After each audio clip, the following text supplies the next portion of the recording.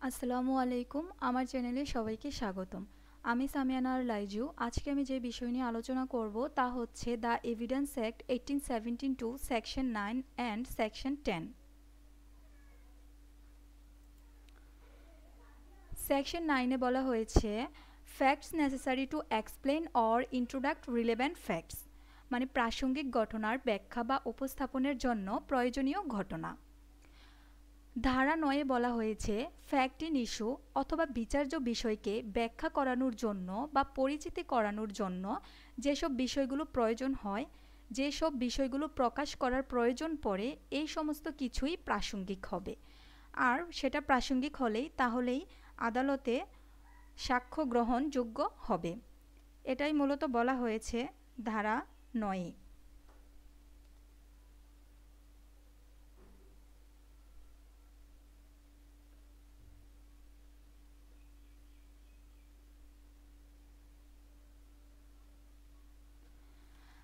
মানে ধারা 9-এ বলা হয়েছে যে প্রাসঙ্গিক ঘটনা ব্যাখ্যা বা উপস্থাপনের জন্য প্রয়োজনীয় যতখানি প্রয়োজন ততখানি সীমাবদ্ধ।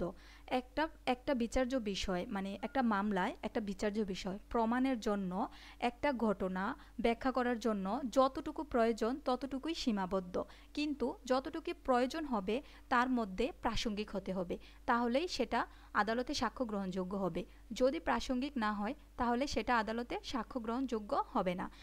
এক্সাম্পল বলতে পারি যে যদি দাঙ্গা করার অভিযোগে এর বিচার হচ্ছে, জনতার সামনে থেকে সে অগ্রসর হচ্ছিল বলেই প্রমাণ হলো।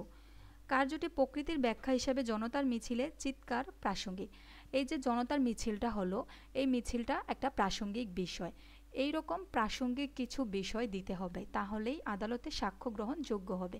মানে মূলত কথা হচ্ছে যে একটা ঘটনার প্রমাণের জন্য যতখানি প্রয়োজন ততখানি দিলেই চলবে, কিন্তু বিষয়টা প্রাসঙ্গিক হতে হবে। এটাই বলা হয়েছে সেকশন 9-এ।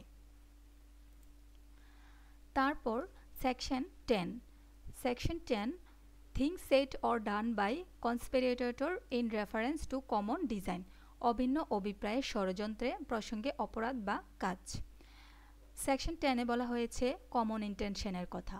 কমন ইন্টেনশন মানে হচ্ছে যে দুই বা ততোধিক ব্যক্তি মিলে একই উদ্দেশ্যে ভিন্ন কাজ করে কোনো অপরাধ করলে তাদের মধ্যে প্রত্যেকেই সমান ভাগে দোষী হবে, তাকেই অভিন্ন অভিপ্রায় বলে। কমন ইন্টেনশনের বাংলা হচ্ছে অভিন্ন অভিপ্রায় বলে।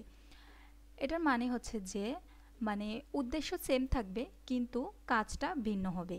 কিন্তু এখানে একজন ব্যক্তি থাকবে না, দুই বা ততোধিক ব্যক্তি মিলে উদ্দেশ্য সেম থাকবে, কাজ ভিন্ন থাকবে, সেটাই মূলত বলা হয়েছে সেকশন 10-এ। এক্সাম্পল দিয়ে যদি বলি তাহলে চুরি করার জন্য এখানে দুইয়ের অধিক ব্যক্তি মিলে, কিন্তু এখানে সবার উদ্দেশ্য সেম যে চুরি করবে। আর কিন্তু এখানে চুরি করার জন্য সবাই তো আর সেম কাজ করবে না, এক একজন এক একটা কাজ করবে। যদি বলি যে চুরি করতে গেল, কেউ পাহারা দিল, কেউ দরজা ভাঙলো, তারপর কেউ জিনিসপত্র ব্যাগে নিল, কেউ কাউকে জিম্মি করে রাখলো, এরকম করে সবাই এক একজন এক একজনের কাজটা করলো, তো কাজটা ভিন্ন হলো কিন্তু সবার উদ্দেশ্যটা সেম হলো। এটাই মূলত বলা হয়েছে কমন ইন্টেনশন। কমন ইন্টেনশন সম্পর্কে প্যানাল কোড সেকশন 34-এ বলা হয়েছে। আর এভিডেন্স অ্যাক্টে সেকশন 10-এর মধ্যে কমন ইন্টেনশনের কথাই বলা হয়েছে অভিন্ন অভিপ্রায় প্রসঙ্গে ষড়যন্ত্রের অপরাধ, মানে দুই বা ততোধিক ব্যক্তি মিলে একই উদ্দেশ্য কিন্তু কাজটা হবে ভিন্ন, কোনো অপরাধ করলে প্রত্যেকেই সমান ভাগে দোষী হবে। এটাই মূলত বলা হয়েছে সেকশন 10-এ। আজকের